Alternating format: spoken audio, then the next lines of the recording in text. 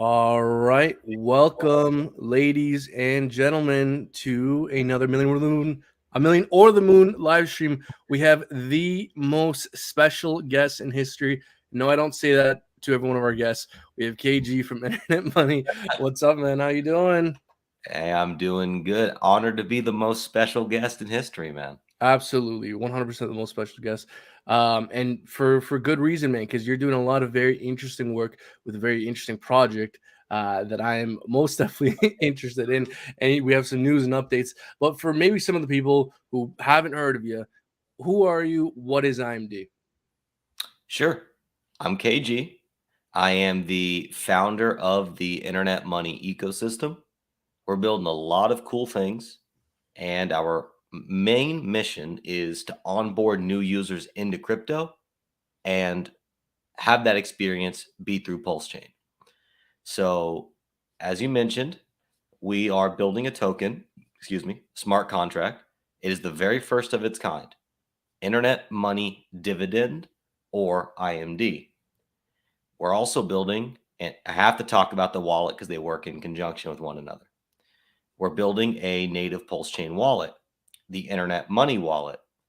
And our wallet will charge fees when a user swaps from one asset to another within the wallet, like MetaMask, like Trust Wallet, like every other crypto wallet you know of. The difference with the Internet Money wallet is that our wallet charges the fees in the form of the native coin on the blockchain rather than the asset you're swapping out of. That's exactly how MetaMask does it. So, example, I'm swapping from Hex to PulseX. I'm going to pay a fee in the form of Pulse. That Pulse then gets distributed to the holders of the IMD token. So it's passive in by holding IMD, it's passive income in the form of Pulse. Or if you hold IMD on Ethereum, same concept with ETH. On BSC, same concept with BNB. Interesting. Now, there's an important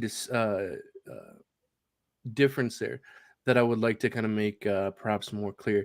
Where when you say when the wallet charges a fee, is that fee charged only when you're doing an internal swap within the wallet itself? Like when you open MetaMask, you see how there's a kind of a swap function, or is that fee also charged? Let's say when you're, for example, connected to PulseX, is there an additional fee charged there as well? So when exactly is that fee charged? The fee is charged if you perform the swap function within the wallet interface. So, Okay. like on MetaMask, if you just directly from inside the wallet, you don't connect to Uniswap, you're just there on MetaMask and you swap, that's when they charge the fee. It's the same thing. Okay, right on. Thanks for that Yep. clarification. All right, man. So I hear you have some potential news, some potential updates you want to share with the people.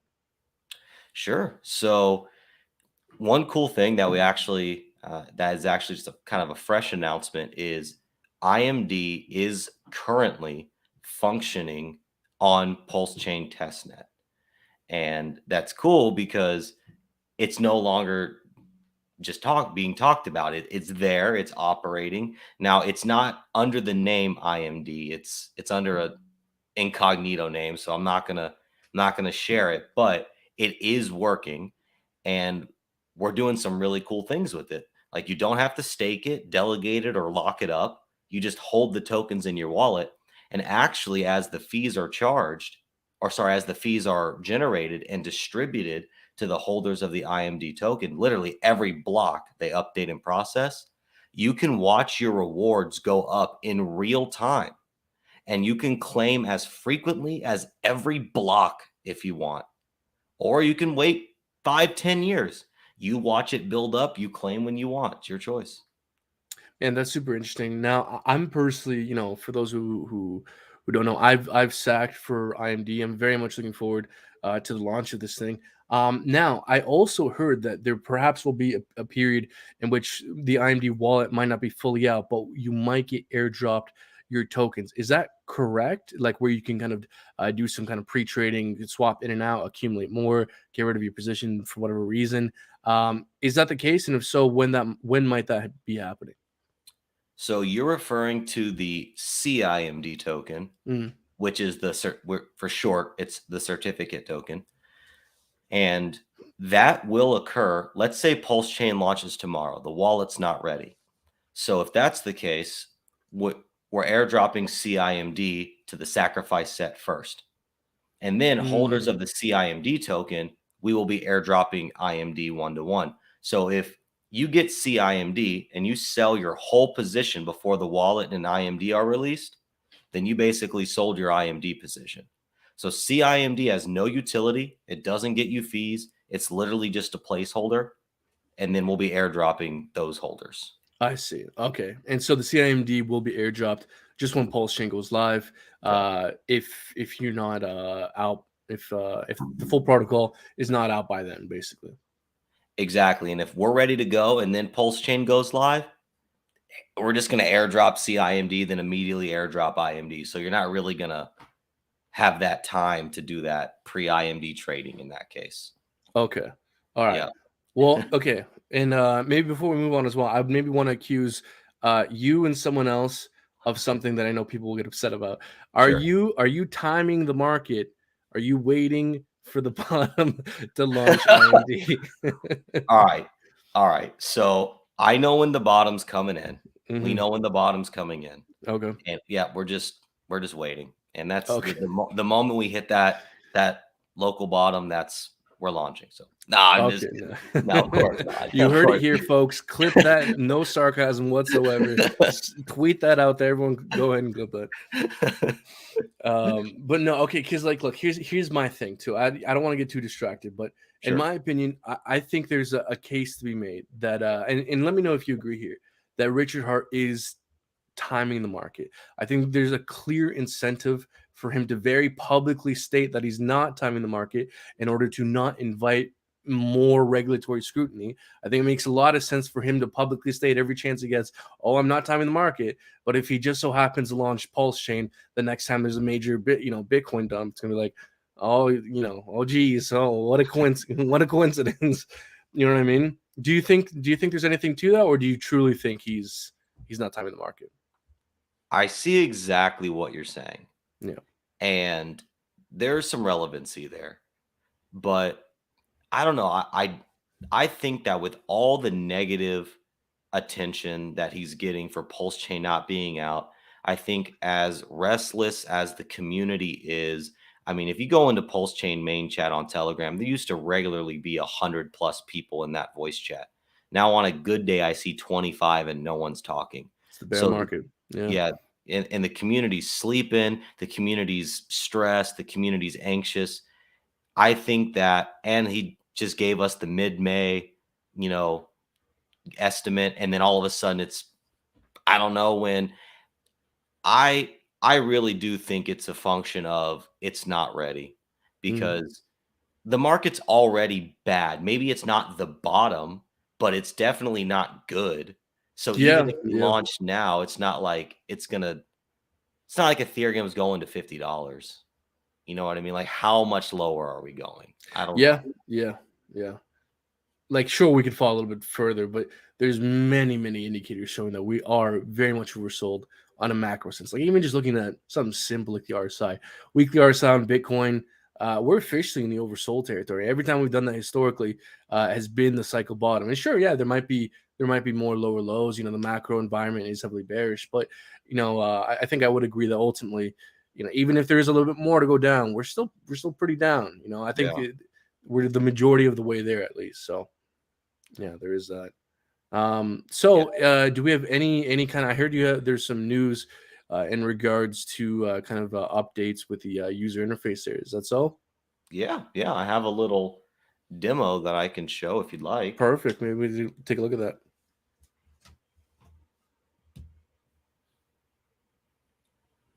Boof on the beat saying, even my hamster is waiting for the bottom. There you go. Yeah. Everyone's waiting for the bottom. Igor is saying, is the sacrifice phase over? No way to get into this project now. So we had a sacrifice for IMD on Pulse Chain.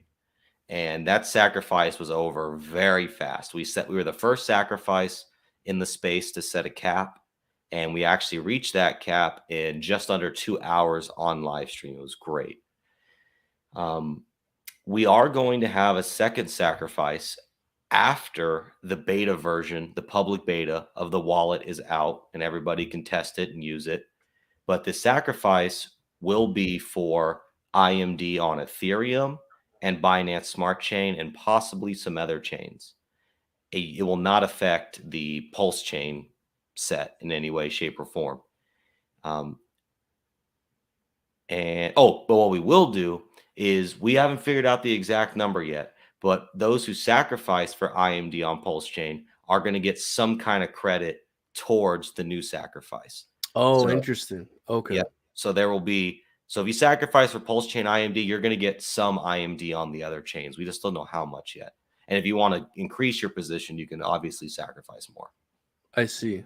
Interesting. Yep. And it'd be the same idea where if you sacrifice for the BNB version, you would just be earning a portion of all the BNB accrued. Same with ETH. Exactly. But the thing with this one is it's going to be one sacrifice for multiple chains. So if you put in $1, yeah, you're getting the points towards ETH, BNB. Oh, I see. So it's like a bundle. It's like a basket of chains. Yes, exactly. Do we know the exact list yet, or is that still kind of being in the works? The only ones we've confirmed so far are Ethereum and BSC. There might be more. Oh yeah, there might be more. We're talking with the community about, are kind of leaning towards like AVAX. Seems to be kind of a bigger one, but after you have Pulse Chain, ETH, and BNB, I mean you got your major chains right there. So, any thought towards Cardano? We're EVM only right now. Okay. Yeah, but we're not opposed to Cardano in the future. That's the thing. So we've even talked about like, hey, releasing IMD on Cardano, making the wallet support Cardano. That is something we've talked about, but definitely not version 1. Okay, I see. And any ETA on when we might get that beta version? No ETA on the beta, but ETA on version 1 of the wallet is about 6-ish months. So beta is definitely happening before that. So I'm guessing 4-ish for beta. But that's okay, folks, write that down in stone. This is an absolute 100% guaranteed timeline, and make sure you hold KG to that. Hey, I said 4-ish. Ish is subjective. Yeah. Okay, man. No, that's super interesting. Okay. Looking forward to that. All right, let's see. And here it should be up. So, quick disclaimer. This is obviously just a demo. So, anything you see is subject to change. All right. Now, like I said in the beginning, our mission is to onboard new users into crypto. So we recognize that there's a different user set when somebody is downloading crypto technology. There's someone that is newer to the technology and somebody that's, like you and me, a little more experienced. So we'll have 2 flows when someone downloads the wallet. I'll run you through the new to crypto flow because it's just got a little more. The experienced with crypto has what the new to crypto does, but just less. So it saves them a little bit of time. Now, I'm not going to read all the words because we're still changing all this up and figuring out exactly what we're going to put here. But effectively, we're going to give them a little bit of education on the bare minimum, the essentials, right as they download the app, starting with the most important rule in crypto. Not your keys, not your coins. All right, a little more education. Password setup. It may or may not be mandatory at this time. We're still working through that. And then it's going to generate the seed phrase.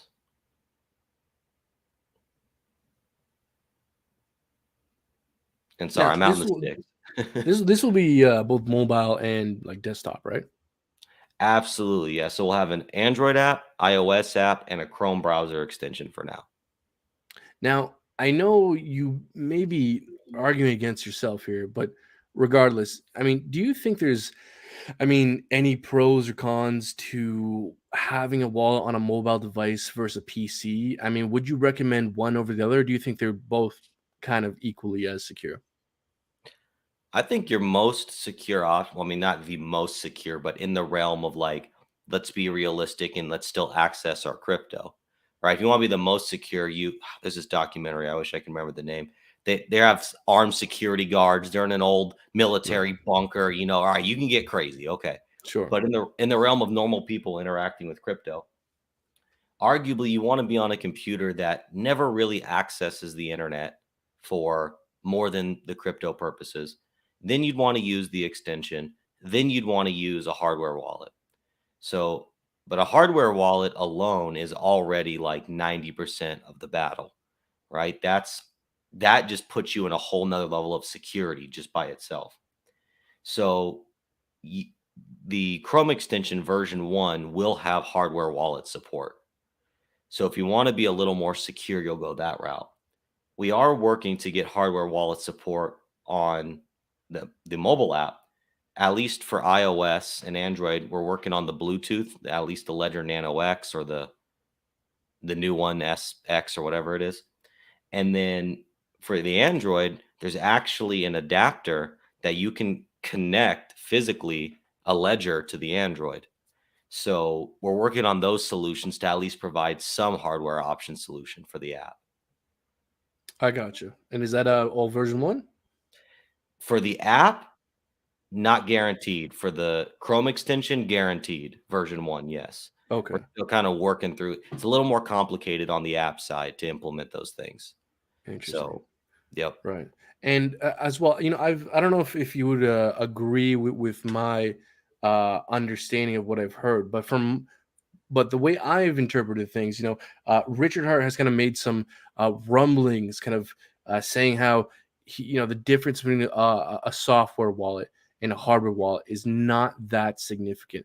Would you agree with that? Do you think a software wallet is good enough, or do you think that hardware wallet is necessary? I don't know if I fully agree with that. I think that software wallets are good enough in most cases, Mm, but there's a layer of if you click on something silly, then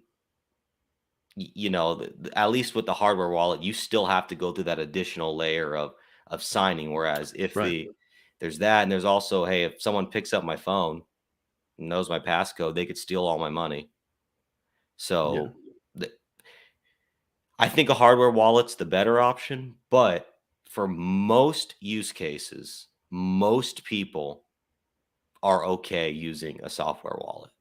It's not Right. the most secure, but as long as you don't click on malicious stuff or interact with sketchy tokens, you're like mostly okay. Most of it is user error. Most of it isn't even actually getting hacked, you know? Now, let me know if something like this is even possible. I don't know how much consideration you may or may not have given to this idea, but is there is an idea like this even possible? Where let's say you are trying to connect your wallet to some DApp, is it kind of possible to give a warning saying, "Hey, this DApp you're trying to connect to is potentially hazardous"? Is something like that even possible? Are you as a wallet, are you able to implement anything like that? Would you even have access to kind of proper resources to be able to accurately identify whether something could be potentially hazardous or not? Is that an idea you've played with at all? Oh, absolutely. Yes. We're Yeah. we're, we're working through some what we consider to be pretty cool security features, like you're saying. Like maybe there's a a user reporting system within the wallet, within the app, with the Chrome extension. And then it's like, hey, several users have reported this to be potentially malicious. Are you sure you want to Mm, interact with this? right. Or if it's just something that maybe we provide that for even the most reputable sites. Maybe it's common practice to just provide that.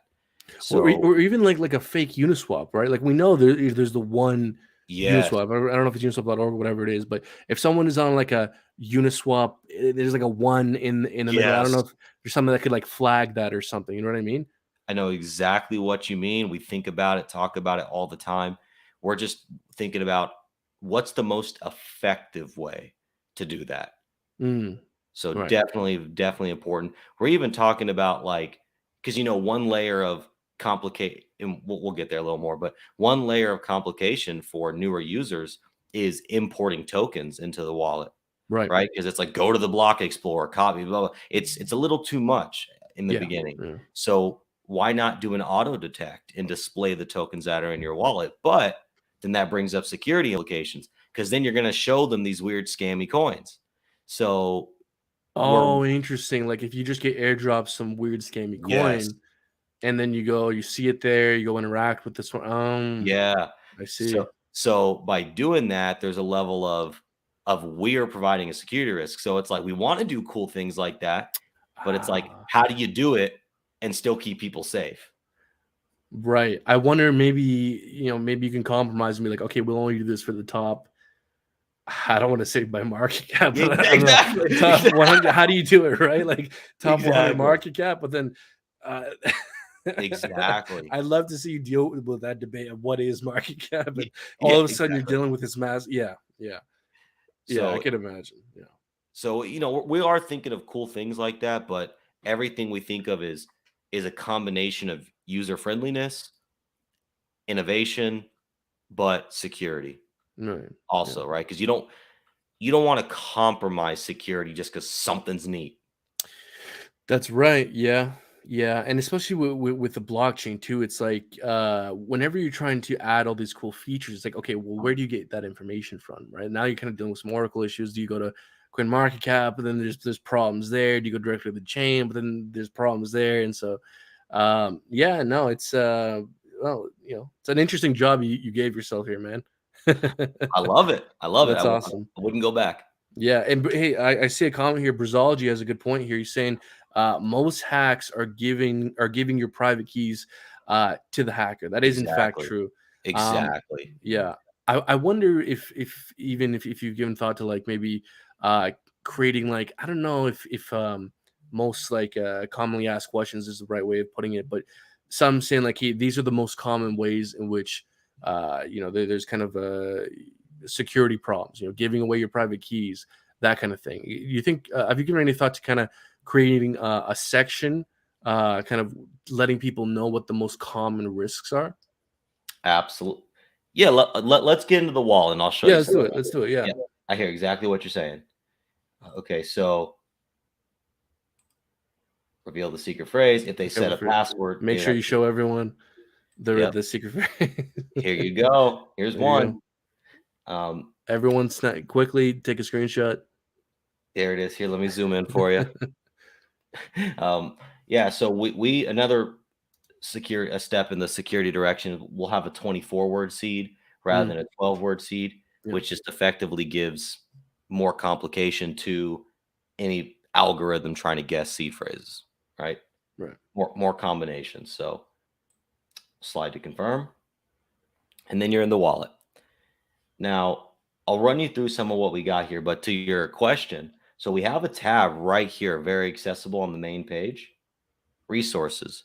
And one thing we're definitely going to have in the resources section, and look, is and not everything's designed out yet, but choose a category. So having security as a category, Mm, preventing myself from getting hacked, well, right. whatever we end up calling it, giving articles, videos, whatever companies, links to Ledger and Trezor, right? Official links right here within the app. So again, people aren't buying ledgers from Amazon or whatever. Right. So having all that right here. These are Interesting. just dummy stuff. This isn't like Yeah, but no, it's just an example. Like you could even yeah, have maybe like a news section, a security section. exactly. Yeah. Have you given thought to that? Like I see how it says choose categories here. Like what categories might we see here? Probably see security, news, probably see like maybe we'll do taxes or something and do like Mm, different. tax entities or tax law. Oh, maybe we would even separate it by relevant laws or like I don't know. I don't know. We're Like still legal, really like a legal section, maybe. exactly, Yeah, exactly legal section. Um, maybe just general education, like things like maybe we'll have a liquidity providing section, right? Because we also want to provide stuff for advanced users too, like what is impermanent loss, yeah, stuff like that.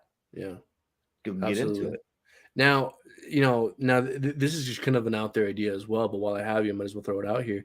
Go Something me and Messon, we talk about behind the scenes is I remember one thing we brought up that's kind of relevant to this conversation is it's actually very valuable turning the clicking of 3 to 5 buttons into the clicking of 1 button. Like, for example, if you've ever tried to provide liquidity, you gotta do a couple things. You gotta You get do. this token here, then go back to this pool here, and it's a bit of a process. You have to, like, find a YouTube video, like a tutorial, like, it's a process for new people, right? But if you can turn that 5-step process into a 1 button, provide liquidity here.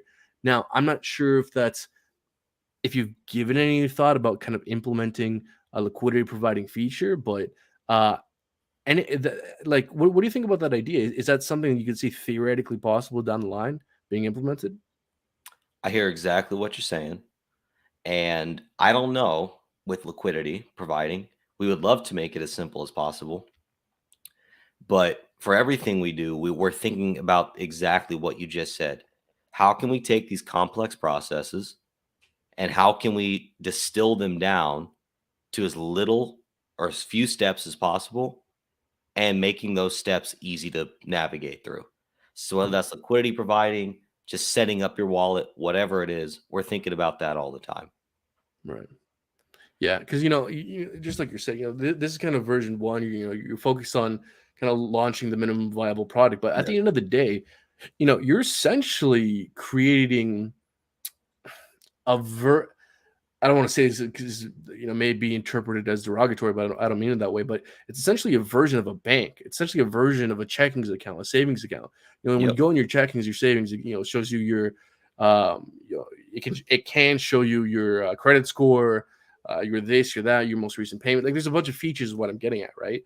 And it'd be interesting to see what, wh- you know how much of that is applicable to the crypto world, and how much can we bring uh, you know, how many of those features can we bring to the crypto world?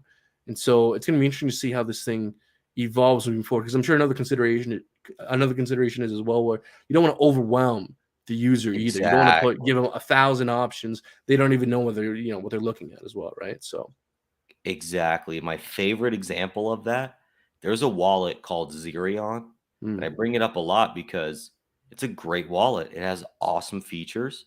They have features that I've only seen in that wallet. But the problem is, well, first of all, their name sucks and the branding's horrible. Second of all, it's too much. I mm, I went in there and I was just like, where there's too much. It's just too much. Now it's great all the features they provide, and probably once you spend time learning, and maybe it is a more advanced user wallet, and that's fine. But there's got to be a way to still provide all these features, but do it in such a way that just makes sense. The placement of it sounds so funny, but just talking about one word we'll use or where do we place this button, that could be a 2-day conversation yeah. because us and our dev team fully centered around again approachability. So yeah. I see. Right on. Okay. Well, I got some more questions here, but I don't want to keep No, interrupting your flow here. Wait for go you got. ahead. Go ahead, man. So, I'm sure, I'm getting kind of the sense that there's obviously, you and your team, you've probably very obviously thought about a lot of possible future features you could introduce, and kind of maybe the most optimal way to introduce those features. When I kind of think about the different ways wallets are currently presented in the crypto space, I think of everything from MetaMask to Ledger to even kind of Exodus. Like, I don't know how familiar you are with Exodus, but with Exodus they have kind of an app that you can download on your PC, and it brings up kind of this screen with a bunch of features. If you were to kind of go down the route of introducing some kind of user interface with a bunch of features, do you think that kind of exodus route of where you create like an app that's kind of separate from the mobile. Maybe the mobile is like the bare bones version, and you create like another DApp where it has all the kind of fancy stuff. Have you given any thought to kind of that? How you could expand the feature set moving forward, or is that kind of too far down the road? No, we've thought about that, and what you Yeah. just said, yeah, that's a great example of maybe because like if you, for example, if you use the MetaMask Chrome extension, you can expand out the screen. So it's not quite a web app, but it is an expanded version. You have more screen and more space to cleanly organize things. So yeah, we've thought, right, maybe the app is the lightweight version, Or the and light version, yeah. yeah, Yeah. exactly. Yeah. And then maybe on desktop you get all the features. So we have talked about that too. I think ideally we'd probably want to put as much into both as made sense because, well, if again, we want to keep it clean, we want to continue to add features, but there is that tipping point where it's like you've done too much, it's clunky now. Yeah, it might be confusing, right? Yeah. Yeah. So as long as we can keep that balance, we'll probably keep adding to both. Right, makes sense. Yeah, and I don't know where I heard you say this, but I heard you say this somewhere, and I think it makes sense. Where I feel like the point of a mobile wallet like this is something where you can be at a bar and you can onboard someone into crypto through this way, right? Like showing them the MetaMask, hey buddy, write on a piece of paper your receipt for like you can't really do, Right. you're meeting someone somewhere at a whatever, right? But something like this is what you can bring to anyone you meet to onboard them onto crypto, right? And so it kind of makes sense that you want to keep that part, at least the mobile version, user friendly. Exactly. And speaking of onboarding, one cool thing we're doing is so when someone first gets to this screen, right? This goes back to your restaurant situation. Uh, we have this present here, and it's going to be a lot more obvious how we'll do it. Maybe we'll make it spin, glow, whatever. Put some confetti around it. Yeah, yeah, Yeah. seriously. And someone will be, and it's not designed out yet, but when a new user downloads the app, they'll be able to click this and they'll be able to claim free Pulse and free internet money, our first token. So it gives incentive to push the for well, okay, and here's the additional incentive. For an influencer like yourself, you might really like this. We're gonna have a referral program. And if somebody downloads the wallet using your link, you will get internet money and they will get a bonus in the internet money that they claim on their initial claim. Right. So it's great because now we've onboarded somebody into crypto. We've given them a peer-to-peer digital cash, internet money, and then we've given them the gas to transact on the network. So even if they don't want internet money, say they hate internet money, they don't see the vision. Sorry for them, but let's just say they don't. They could swap into Hex. They could swap into the loan token. They could swap into PulseX, whatever. So you could now use the wallet to onboard anybody into your favorite Pulse chain token. Doesn't even have to be internet money. Trade the internet Right. money. Yeah. Yeah. Interesting. And for the people who don't know, what is internet money? Maybe we can get a brief explanation of that. Sure. Internet money is a peer to peer digital cash that aims to garner adoption in the digital and physical world. It's no admin keys, no taxes, no reflections, nothing silly, and it's actually deflationary. So we built it to rival inflation and build a better cash system. Interesting. So is it max supply? Max supply is the existing supply currently, and it's 17.9 trillion. And sorry, what I meant was like that's capped. Oh, yeah. Yeah. It just goes down. Okay, Just interesting. gets And burned. and so there's a release schedule that's deflationary. You're saying? Um, no, so the way the deflation works is actually, and again, IM and IMD for those who are, I know you're not, but just making this distinction Yeah, for please. anybody Yeah. who's new. IM, internet money, and IMD, internet money dividend, two separate tokens. But the way the deflation works for IM is there is a wallet that holds a portion of the IMD supply and that wallet generates pulse. And then that pulse is used to buy IM off of the open market. and then that IM that's bought is burned. I see. Okay. Yep. So we got max supply, we're deflationary, and we're peer-to-peer digital currency, basically. Yep. Okay. Right on. Yep. And basically, people, I even see somebody in the comments, Jack in the box, Jack out of the box. How is IM different from all the other S coins? Well, basically, IM is speculative until it's not. When it actually starts to get adopted for goods and services, and we have ideas on how we're going to do that. But one big thing is the branding. And as silly as that may sound, branding is huge. Look at how many people get into crypto projects just because of the community, just because they like the logo, just because they like the name.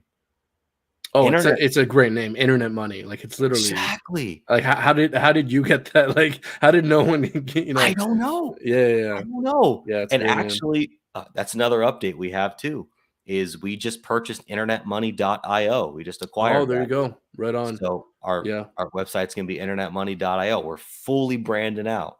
That's awesome, man. That's good to hear. Yeah, Yep.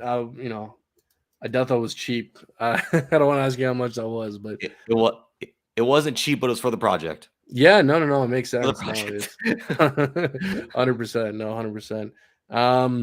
And when might we see these other sacrifices? You said after the beta, is that correct?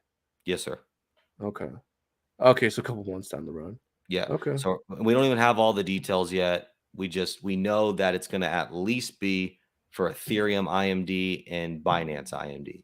That's pretty much the only thing we've confirmed at this point. Are there any kind of major feature sets that won't make it into version 1 that you want to have in there eventually? I think Like what's too good to be true that you'd like that might not make it in first round? a bridge, A probably bridge. within the app. We want that, and we would love that. Looking at it, I just don't know if it'll make version 1. What bridge specifically from where to where? At least the main chains, right? At least the IMD chains for now. Right, Maybe like cross chain, like ETH to Pulse, something like that. Yep, exactly. Like, and we Right. will have the ETH to Pulse, ETH to Pulse, ETH to Pulse. Say that 5 times fast. Yeah. Bridge that built by, I don't know if it's exactly built by Richard Hart, but I know it's built by devs within the Pulse chain community. So Right. maybe we can front into that. Ultimately, we want it, but we're looking at it. We don't know if it'll make version 1. Right. Okay. That makes sense. Yeah. Yep. Is there any more here to this demo we're seeing? Oh yeah, yeah. So back to your point about legacy finance stuff. So check this out. So you have all of your accounts. You see your total value across all of your accounts, which is great. And then one cool feature, right? You can hide your balances. So if you want to show off the Mm, app and right. show somebody before they download, hey, this is what it is, but you don't want to show them how much money you have, just a quick click of a button. That's all it Right. is. Or you could accidentally flash, say, oh, whoops, Whoops. Oh, only a here. mil 0.8. No worries. Yeah. Sorry. You get some random shit coin. It's like we're 10 million on paper. Exactly. Yeah. Exactly. Yeah, just create Okay. one. Yeah. That's a good feature. So this is one I really like, and I think it's understated. So we have all the transactions across all the accounts organized in one location next to your accounts. And so you can just see them as they've happened, or you can filter them. Apologies, a little slow. But like perhaps you could filter based off like size or. You can filter as of now, you can filter based off of account Oh, okay. and the type of transaction that it was. Mm. So that's pretty good. That's a pretty cool idea based off of like, I want to see all my $5,000 transactions or more. That's Right. a cool Yeah. idea. All the large transactions. Yeah. Now, okay. Now, I've had a consistent problem with MetaMask that Mhm. I'm not sure if you would know what the exact problem is, but maybe if I describe it to you, you might be familiar with what I'm trying to refer to. So, what I've often found is that sometimes you process or you initiate a transaction through your MetaMask. But if you're attached to a hardware wallet, sometimes it doesn't send the confirmation to their hardware wallet. And so what happens is you just accrue a bunch of transactions on your MetaMask wallet that you can't really actually process because there's just some problem where it's not being sent to the hardware wallet to confirm the transaction. And so the way that normally gets solved is just simply by changing to like another network, like you go from Ethereum network to Rasputin or whatever else. You go back and then all the transactions clear. Are you aware of that kind of problem? And will there be kind of a similar fix with internet money? Like if you have a bunch of transactions built up, they're unable to be processed. Is there a way to clear that? Are you aware of that kind of issue that I'm describing? I know the issue you're describing. From a development standpoint, I don't know exactly what causes that. It's probably just some bug with MetaMask. Yeah, So if we, for whatever reason, encounter the same bug, that's the beauty of our dev team. We're a little more involved in MetaMask. We're going to fix it. yeah. So, and I mean, look, if stuff like that's happening, you got this Because bug. I know that that's the most common problem I've had using a MetaMask with a hardware wallet. I see. Yeah, I I guess I would that. Um, I haven't personally experienced that, so I couldn't you're really. lucky.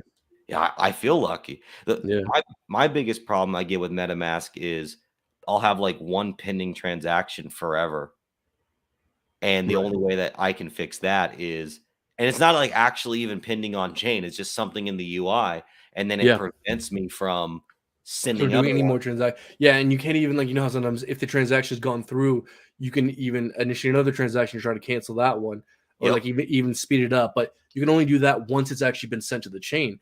Right. Sometimes it's just the interface itself that's not even either you're not confirming through the hardware wallet or the interface isn't even sending it. So that's a problem I've actually had a lot. And so I don't know maybe what the fix would be on the internet money dividend wallet.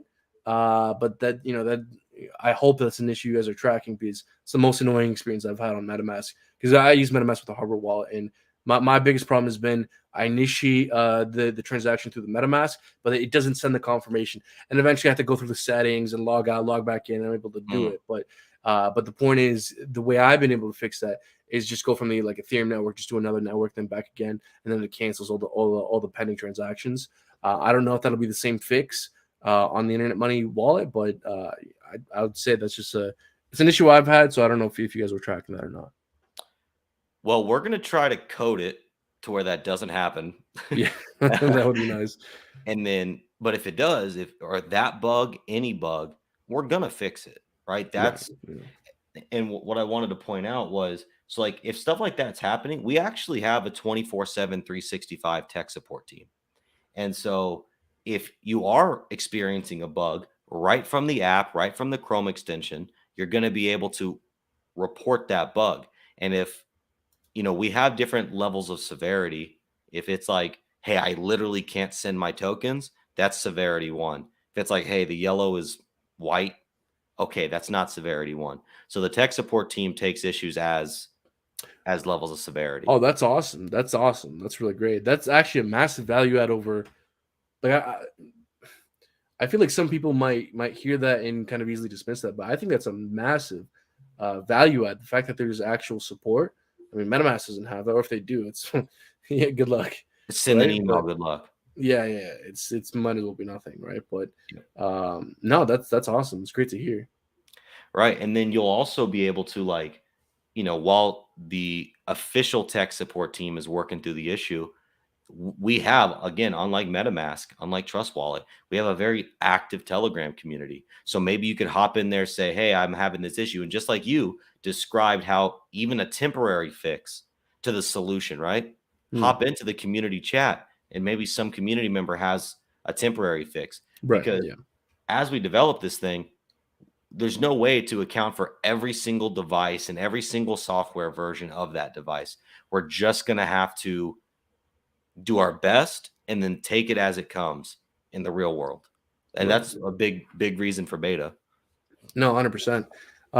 Have you given any thought towards incorporating any kind of multi-sig functionality? Given thought to it, Definitely won't be a version 1 feature. Mm, Um, yes, definitely given thought to yeah. it. What's Yeah. what's the issue with multi? Is it just it's just a bunch of work is down the list, or is there any particular hardship with multi-sig? I don't know if there's any particular hardship because, well, our devs are just like, I'm so blessed. They're Yeah, it's amazing. just a down the list thing. It's just Yeah, yeah, it's just we only have, so much time, so to speak, yeah, of and course. those feel like very important things, right? Again, that's an additional layer of security. But well, but then I guess you almost kind of have to go Gnosis safe E because you couldn't really multi-sig unless you had, multiple keys. You see, that'd be a whole user interface and it would be a whole nother addition to the Right. thing. Yeah. Yeah.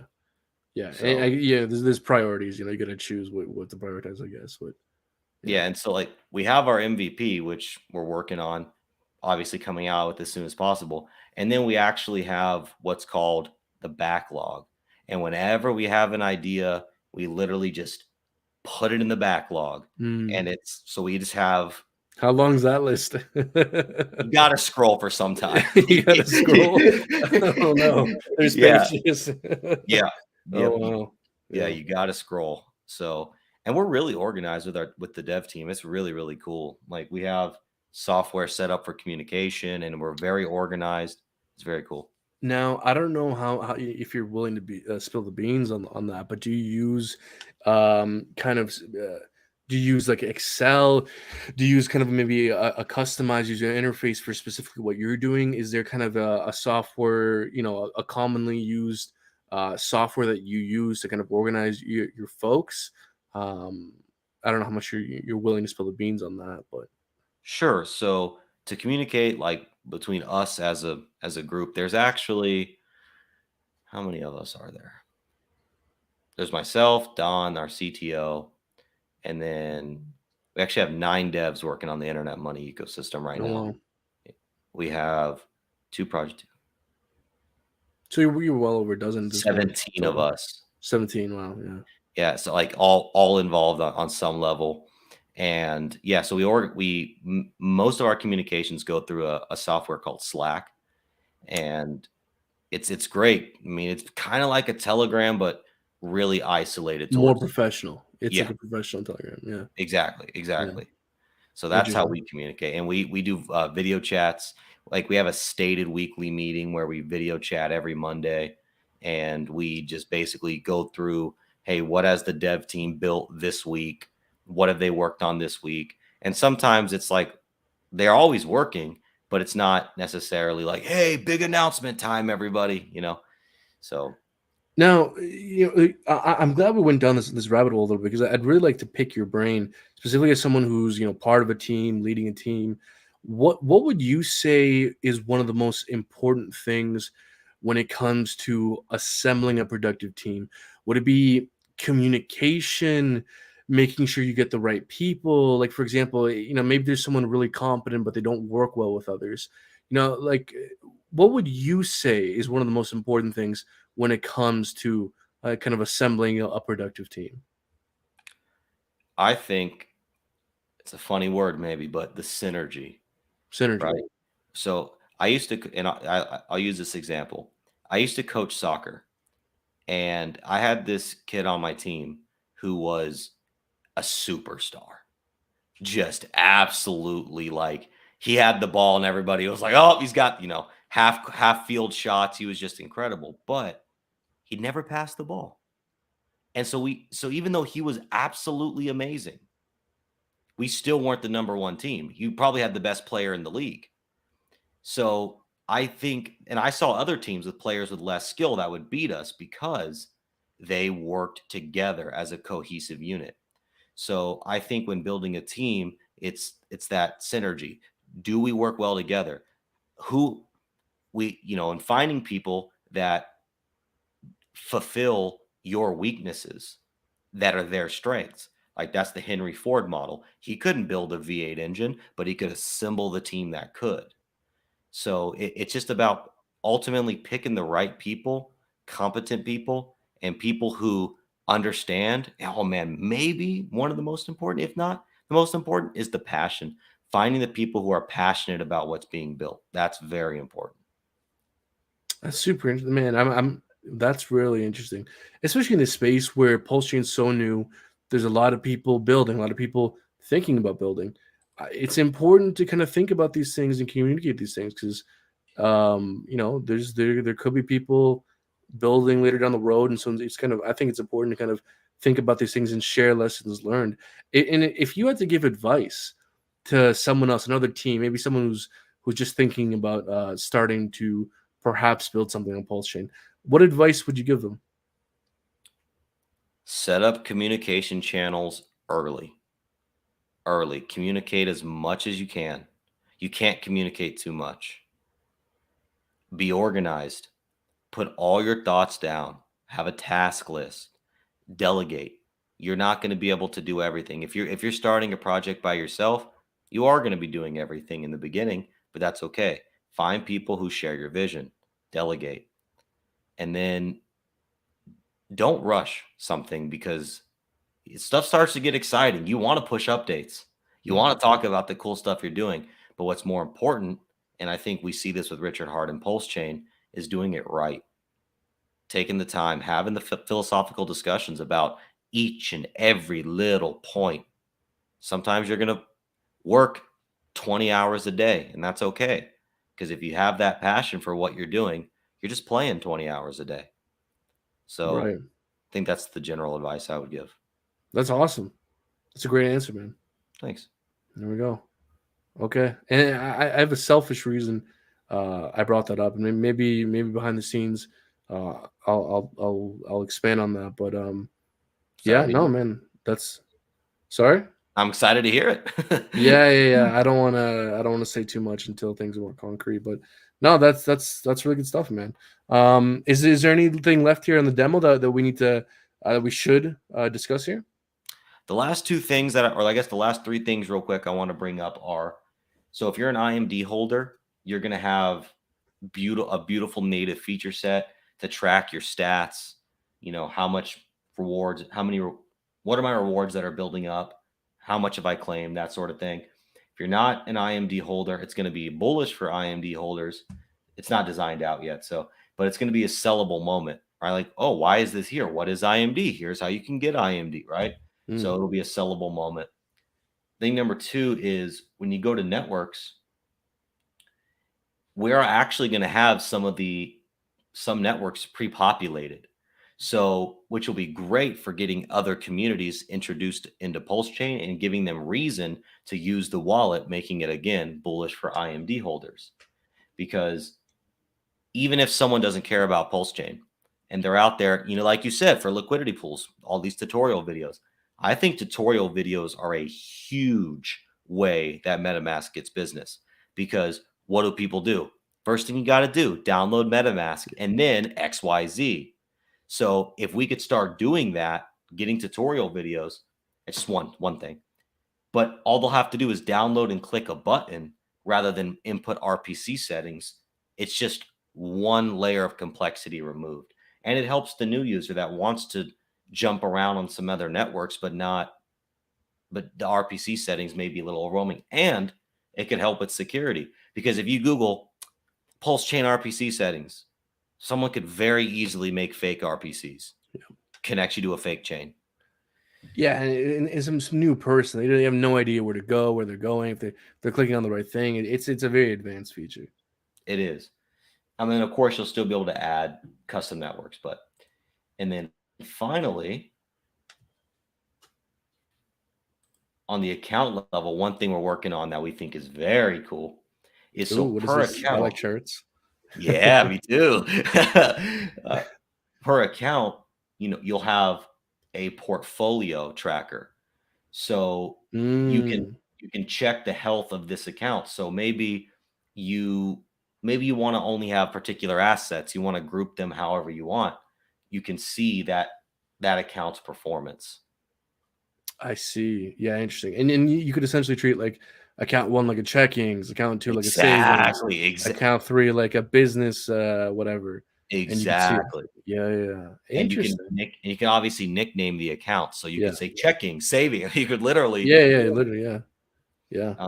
and then one other thing we're working on too is so like right now, one of the major downfalls of MetaMask is they get their price feeds from CoinMarketCap and they only do that on Ethereum. So if you're on BSC and other chains, you don't see the token value. Okay, that's one. Maybe there's a couple other chains, but largely, if there is another chain, then it's only from CoinMarketCap. So Mhm. it's very limited. Now, why not just pull the price feed from where CoinMarketCap pulls the price feed? Or other places like Nomics. I love the way Nomics does it. They take How do they do it?